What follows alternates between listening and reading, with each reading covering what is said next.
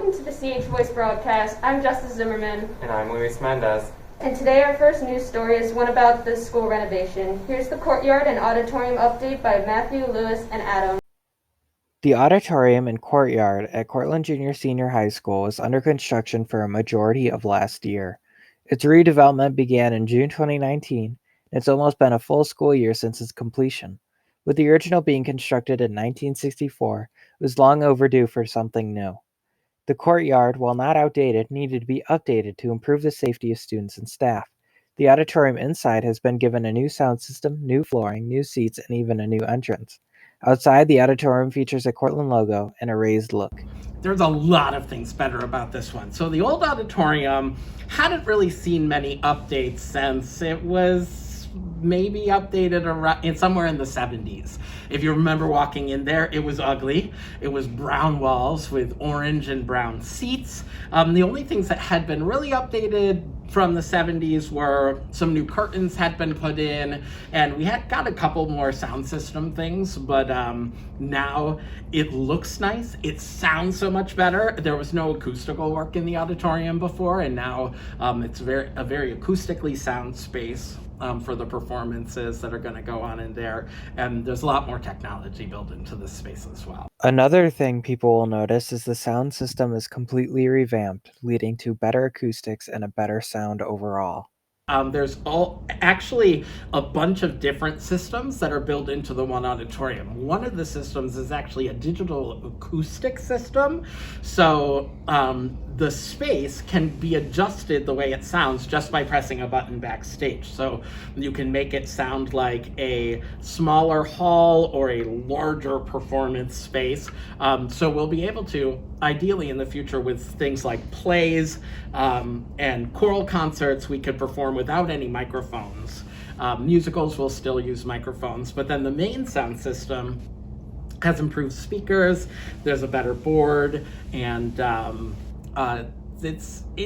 sound was okay in there, but really with the improvements of the acoustics, we're going to be able to do a lot more and control more how everybody can hear in the space. On stage, lights and curtains have been upgraded. They have made a major difference to the entire feel of the auditorium. So now there's more curtains, there's improved curtains, and they can fly totally out. So when you go in there now, it looks like there's no curtains on the stage, but they're actually all just hiding up in the flies. They can be brought in. The lighting system is also so much better. Lighting was really primitive before. It was all analog lighting in there. We had a pretty old board that could be programmed but couldn't do a lot of things. There were, like, if you wanted to change the color of a light, you would have to put special gels into the lights, but now it has DMX and LED lighting in there, so there's a lot of LED and some analog lights, so you can change the focus of lights and change the color of lights directly from the board. Sadly, the auditorium had the misfortune of opening during a pandemic, leading to no events being held there. The only thing that was performed in the auditorium so far was the musical, which was recorded by CBC for a later release in theaters. While all of that was happening inside the auditorium, outside also saw complete reconstruction. Yeah, it was a big renovation project. Like I said, some of it was just, it's needed, right? You have to keep with the times. No one wants to be in an auditorium that's quote unquote falling apart or outdated. And then, like I said, it came with the outside. It was all kind of one big piece of the renovations that were done. It actually, there is a whole study out there about school safety through the environment, and a courtyard like this is actually a little bit safer of a courtyard to have in front of the school. So the cones are actually covering up where the electrical is run. And I don't think it's live, but there's wires and stuff run to there. There will be lights, a light post put out here. I believe that clock is coming back, the clock that was out here, because that was pretty cool. So it's not completely done. I know that Mr. Mack is looking at different things for seating. Definitely want some seating out here so we can use it for our students. But there's other people in the school who maybe want to get involved with that. I know National Honor Society was talking about it, Student Council, figuring out ways to get some seating out here and different ideas. So although it looks beautiful and open, it is certainly not done yet. There's still some things to be done and added. Both of these projects were massive undertakings, and though the auditorium hasn't been able to be used, it will eventually come into form and be useful to almost everyone in the school. That was a long overdue update. Here's our next story by Justice Zimmerman and Haley Walker. The school year is coming to a close, so what does that entail for our seniors? CHS Voice reporter Haley Walker dives into this question more with Mr. Z.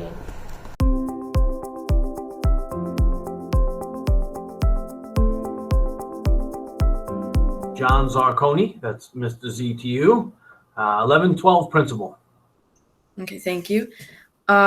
Is there anything that you could tell us about upcoming senior events and like if there's going to be any, and if so, if there are going to be some, what are they, and are there any dates planned or it's uncertain for them? Right. Okay. So yes, there are going to be senior events. No, they will not look the way they have in past years. And even this year to last year, things are different and guidance is a little bit different. I'm going to start with the big one. In my opinion, the most important one, graduation. There will be a graduation ceremony. We are doing everything we can as a school and as a district to make it a normal graduation ceremony. Now, we have made a decision. Graduation is moving to our stadium. That is not, although the decision might have been born, the idea was born from the pandemic. That is not because of the pandemic solely. We want to bring our students to graduate here from the campus that they went to school at. So that's going to be the start of a new graduation is going to happen, and the date is June 18th. That is up 1 week from previously planned. June 18th gives us some time if since it's going to be outside, if there's any rain issues, that we can move it without getting into July and the summer and stuff. The next big thing, and this is Mr. Z's order of importance based on what I think I hear from students, right? So I could be wrong with this, is the prom. Students want a prom. The prom is happening. That also has been moved in the other direction, right? So the original prom date was May 7th. The prom date now is May 21st, and it is at the John Joseph in Groton. Side venue, although it's covered and it's a tent, it's really nice looking. It is considered an outdoor venue, which means that we can have up to 200 people. So that, again, that's going to look different. People are going to be wearing masks, and it's going to be like anywhere else we've been going for the past, however long restaurants have been open, right? When you sit down, your mask comes off to eat and drink and stuff. But other than that, mask on. Okay. So the next question kind of ties into like prom, but since it's like estimated that everyone's going to be vaccinated, before prom was like certain, was it like thought of to be moving prom towards the summer? The problem with that is really to have a school event after students are not students anymore is kind of inappropriate, really. It's just not good practice for a school to try to do something like that. And people say, oh yeah, because you have nothing to hold over their heads. Well, no, it's not about like we can, give you some kind of a suspension if you do something wrong. It's really, if it's a school event, it should be for students. So moving it into the summer would just not something that's feasible. Then once you get into June and towards the end of June, you have, assessments and different things going on at the end of the year that make it just not a good time, for a different kind of event.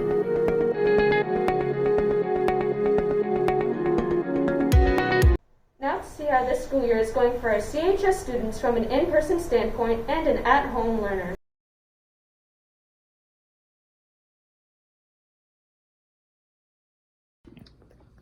I'm interviewing Cami Matthewson about how it's like in person for school.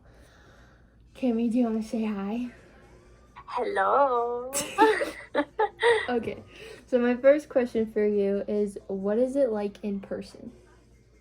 Well, it's kind of like a normal school day, but not really. I gotta wake up, I gotta get ready, but then there's like an extra thing where I gotta find a mask to match my outfit, which is kind of obnoxious, but I do it. And then I go to school and I sit away from everybody, 6 feet away from everybody. I still talk to everybody, but I'm really far away from them. So how do you like personally feel about it? I like it. I kind of like it, but I kind of don't. It's really hard sometimes. Sometimes I search around my house for like 10 minutes looking for a mask, and then I end up being late to school. So That's great. So why did you choose in person instead of going online?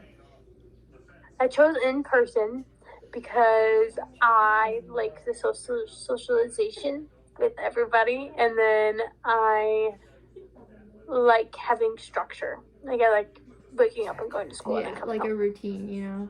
Mm-hmm. So when we were online due to COVID, did you like it or did you miss being in person? I liked it a little bit, and I missed in person a little bit just because I missed in person because I would sleep through my classes. Like I'd fall asleep in them just because like I'm like chilling in my bed all day trying to do work, and it's really hard to focus. Yeah. And I like in person because it's easier to focus and I can talk to people. So how do you think your teachers are like doing in this situation? I think my teachers are a little overwhelmed Yeah. with trying to fit in like in person and online learners. Like for example, Mr. Canistero, like he's trying to show us examples of physics, but then he's got to show the online people too, and it's super hard for him to show online people when all this stuff is in person. Hi guys, my name is Paige Ludwig, and I'm just going to give you a little rundown of why I personally chose to be remote this year. So I did start off in person, but when I was in person, I just had such a hard time with keeping my mask on all day and just adding the additional mask and everything like that. It didn't feel right, and I just wasn't happy with being in person. So when we went on remote that one time, I liked it better and ended off staying remote. I do miss being in person though. I miss seeing my friends, and I miss all like the senior activities that they got to mostly do last year. It's hard being a senior and not being able to like do that stuff that you would normally do, but unfortunately it's how it is this year. If there was a plan for us to fully go back in person, I wouldn't be mad about it, but I mean, it definitely wouldn't be my favorite because of the mask, but I would be happy that I do get to see my friends, and it would be easier for my teachers because, you know, it's difficult for them this year because they have to worry about the in-person people and the remote people, so just makes their job a lot harder than it has to be. Remote is hard sometimes. I mean, sometimes I don't really have the enthusiasm to want to do school, or I'm just so tired, or the environment that I'm around or in, I just want to focus on that and just not want to be in school. So it just really depends on the type of day and how I'm feeling. Recently, the Student Council planned a homegoing week. Here's reporter Delaney Pace with more on this.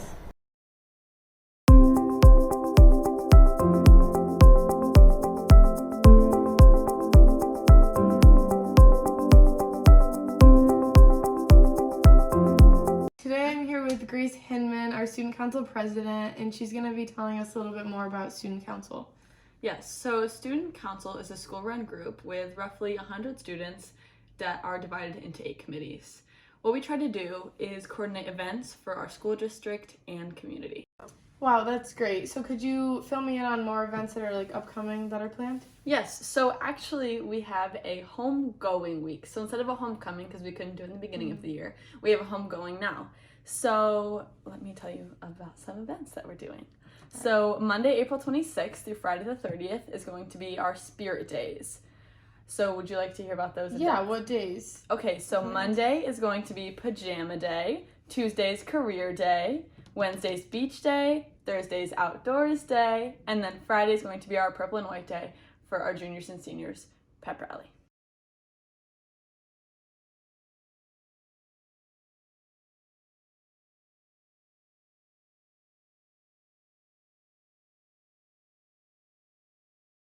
So those are events going on during school, like during the week. Are there any events happening after school or outside of school? So what we have going on is Monday is our home court selection. So we're going to select our homegoing queen, princess, king, stuff like that. And then also, is that like forms on Google? Yes, that's going to be a Google form sent out on Monday. And then make sure to buy your Cortland Crazy shirts for $10.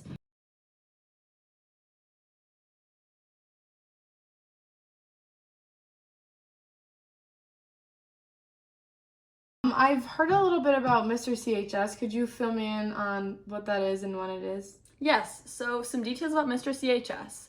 It's going to be the juniors and seniors, boys, who are going to show their talents, wit, and charms to the crowd to see who's going to be crowned Mr. CHS. It is going to be Tuesday, April 27th at 6:30 at the stadium. So Mr. CHS is on Tuesday. Is there any events happening on Wednesday? So Wednesday is going to be our tailgate and powder puff. So that is going to be games, food, and football. Watch the junior and senior girls play football while the boys demonstrate cheerleading skills.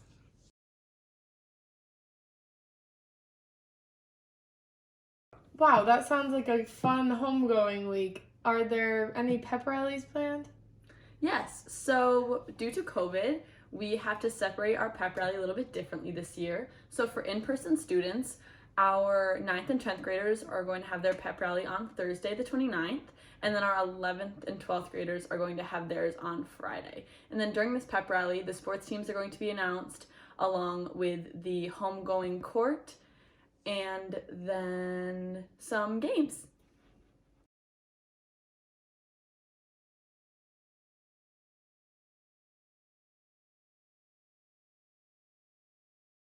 Sounds like a really fun week that's planned by student council. Now, could you tell me a little bit how to get involved, like for students that aren't in student council yet and who would maybe want to be joining it? Yeah, of course. So we were very grateful about everything that we could do this year because of COVID. And some things were limited, and during the beginning of the year, it was hard to plan stuff. So we've been trying to push it back towards the end of the year when things have been opening up. But for next year, in the beginning of the year, we usually have a lock-in, but that's not able to happen. So usually we just have an information in the beginning of the year. Usually student council members go around to classrooms and you fill out a form. You usually have to do a little bit of community service just to show your dedication to the community and our school.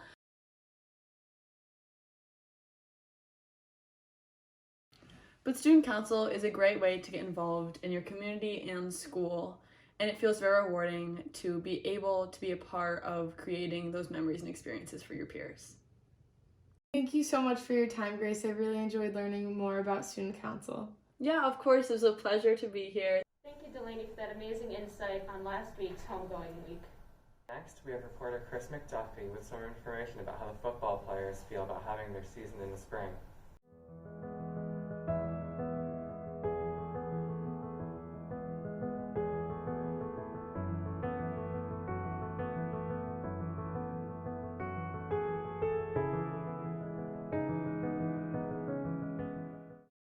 All right, so Colin, you are the quarterback for the Cortland football team, and that means you've experienced this sports COVID situation. How has it affected you?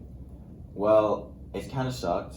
We've had to wear masks everywhere on the field, in the locker room, and our locker room time is only 5 minutes per player, so we got to be really quick in the locker room, get in, get out, and we can only have 5 people in the locker room at a time, which is even more challenging because then people have to arrive at the school for practice like 45 minutes before practice actually starts, just because we all have to go in at different time intervals to get all of our stuff. And that kind of has been an issue.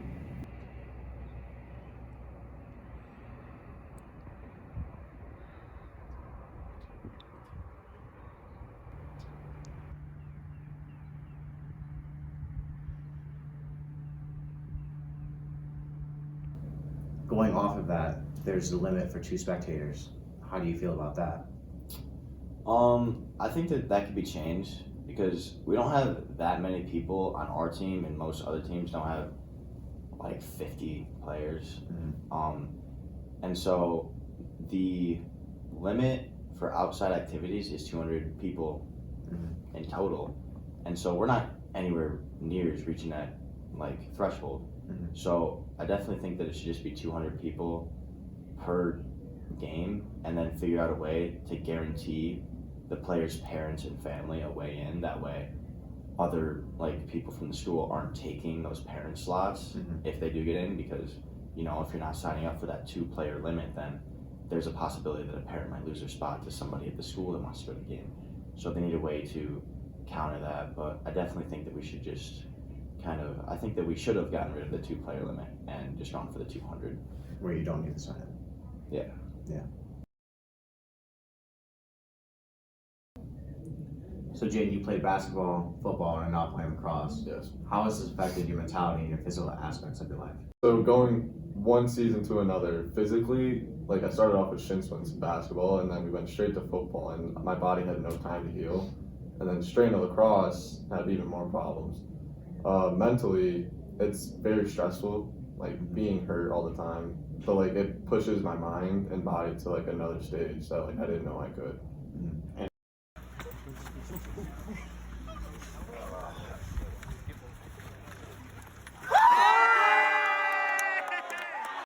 Despite all of these challenges, the Tigers football team finished with a record of 3-1, with their one loss coming from Homer.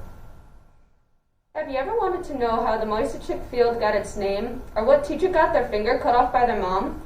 Find out in this next video about CHS Trivia by Ellen Colon, Sarah Davis Howard, and Annie Austin. Hello and welcome to CHS Trivia, hosted by Annie Austin, Sarah Davis Howard, and Ellen Conlon. We're here with Mr. Gambetta, 8th grade social studies teacher, and we're going to ask him a few questions about his colleagues at CHS and about the school district in general. So Mr. Gambetta, which current history teacher hit 100 consecutive wins in their coaching career this year? If I had to guess, which you are making me guess, I would say Mr. Milligan, the varsity boys basketball coach.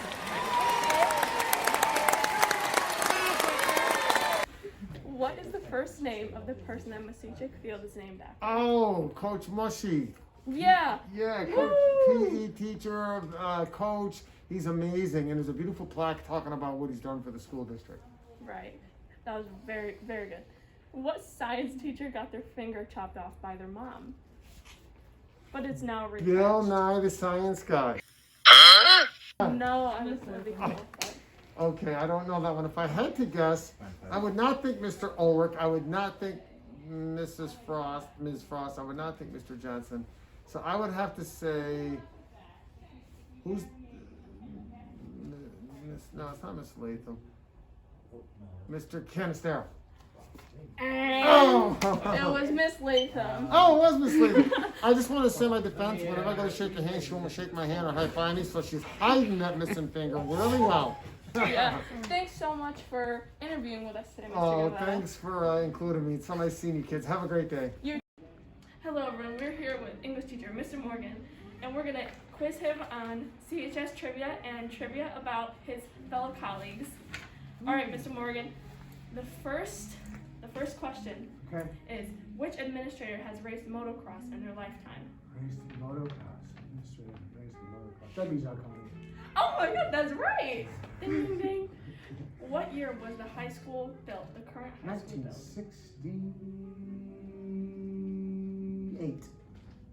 1968. First graduating class, no? 68? Is it 68? No. All right, then the answer is 61, and the first graduating class was 65. No.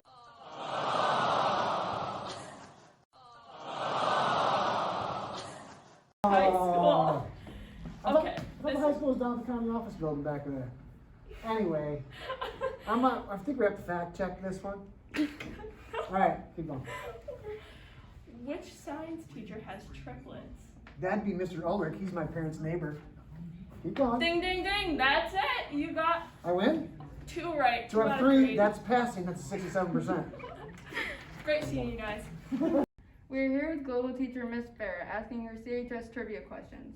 Miss Farah, which science teacher has driven a tank before? Mrs. Frost. No. Shoot.